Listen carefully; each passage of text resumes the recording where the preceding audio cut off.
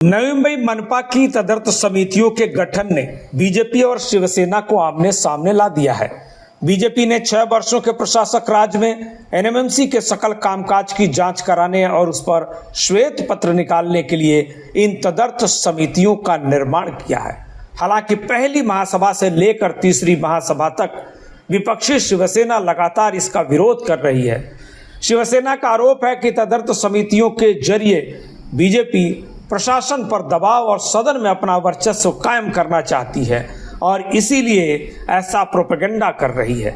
जबकि बीजेपी नेताओं की दलील है कि मनपा ने प्रशासक राज में नगर की सेवा, सुविधा और विकास के नाम पर हजारों करोड़ खर्च किए हैं, लेकिन वह जमीन पर नहीं दिखता। इसलिए सकल कामकाज की जांच होनी चाहिए।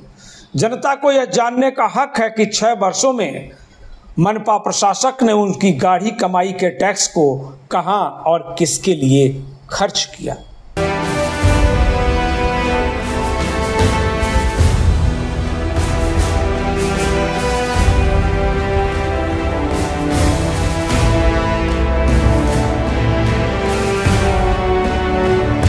नई मुंबई मनपा की इन तदर्थ समितियों में चुन चुन कर सभापति बनाए गए हैं। शिक्षण महर्षि सुधाकर सोनवने को नगर रचना, आरोग्य और अभियांत्रिकी विभाग से इतर कामकाज से जुड़ी तदर्थ समिति का चेयरमैन नियुक्त किया गया है। टीवी वन इंडिया के सवाल पर चेयरमैन सुधाकर सोनवने ने कहा कि यह कमेटी किसी को परेशान करने के लिए नहीं, बल्कि मनपा के कामकाज की निष्पक्ष जांच के लिए बनाई गई है।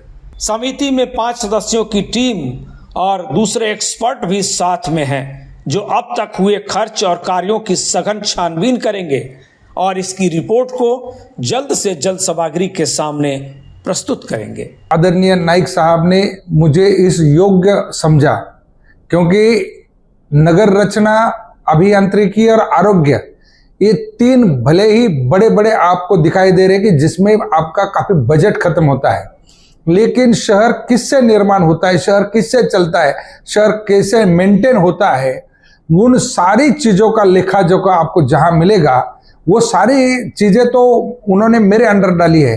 जैसे कि शिक्षा है, पर्यावरण है, घन कचरा है, उसके बाद में जिससे प्रॉपर्टी टैक्स आता है वो प्रॉपर्टी टैक्स है। ये बड़े बड़े जितने भी डिपार्टमेंट है, और वो डिपार्टमेंट आपके शहर से सीधा संबंध रखते हैं। भले वहां पैसा खर्च नहीं होता है, लेकिन पैसा आने का जरिया है, वहां से पैसा आता है, वहां से शहर चलता है। इसलिए मेरा जो आगे का कामकाज होगा, जिस प्रकार से दिशा निर्देश मिले हुए हैं कि इसकी जल्द से जल्द जांच की जाए और उसके ऊपर जो अहवाल होगा वो कार्यवाही के लिए महापालिका को सुपुर्द किया जाएगा, यानी सभागृह को सुपुर्द किया जाएगा। एक्सपर्ट टीम हमारे साथ होगी। हमारे 5 सदस्य ये कमेटी है और ये कमेटी पूरी सकोल इसकी जांच करेगी और इसका जो कुछ भी निकास है वो सभागृह के सामने लाने का हम लोग प्रयास करेंगे। इतर कामकाज तदर्थ समिति के सभापति सुधाकर सोनवने विपक्षी शिवसेना के आरोपों पर जवाब देते हुए कहते हैं कि विरोधियों का काम आक्षेप लेना और मुद्दों को उजागर करना है।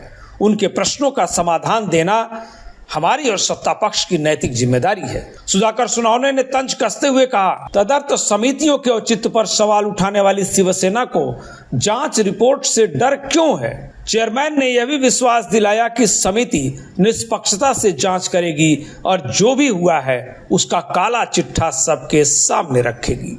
नहीं, देखिए, विरोधियों का काम लोकतंत्र में विरोध करना है, लोगों के सामने उस चीज को उजागर करना है। उन्होंने उजागर किए हुए, निर्माण किए हुए जो प्रश्न है, उस प्रश्न को लोकतंत्र के हिसाब से उसको सॉल्व करना वो हमारी नैतिक जिम्मेवारी है।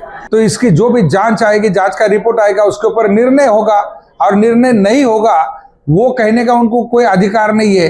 वो निर्णय जब आएगा उसमें क्या क्या बाहर आएगा, अगर उससे उनको डर लगता है तो इसके बारे में मैं कुछ नहीं कहना चाहता हूं। लेकिन हम पूरी निपक्षपाती पद्धति से इसकी जांच करेंगे। जो कुछ भी हुआ है वो सारा का सारा कच्चा चिट्ठा सामने लाने का हम लोग प्रयास करेंगे और निर्णय सभागृह लेगा। फिलहाल जनता को इंतजार तदर्थ समितियों के जांच रिपोर्ट का होगा। सबकी नजर महापौर, उप महापौर, गट नेता और बीजेपी नेताओं के उन दावों पर टिक गई है कि आखिर तदर्थ समितियां महानगर पालिका की मनमानी, कथित भ्रष्टाचार और धांधली का कितना सच बाहर निकाल पाएंगी। यह भी देखना होगा कि तदर्थ समितियों के नाम पर उभरी अदावत बीजेपी और शिवसेना के बीच कितने दिनों तक चलती है। Bureau report, TV1 India. Latest updates और ताजा तरीन खबरों के लिए TV1 इंडिया लाइव को सब्सक्राइब कीजिए और नोटिफिकेशन पाने के लिए बेल आइकॉन को दबाना मत भूलिए।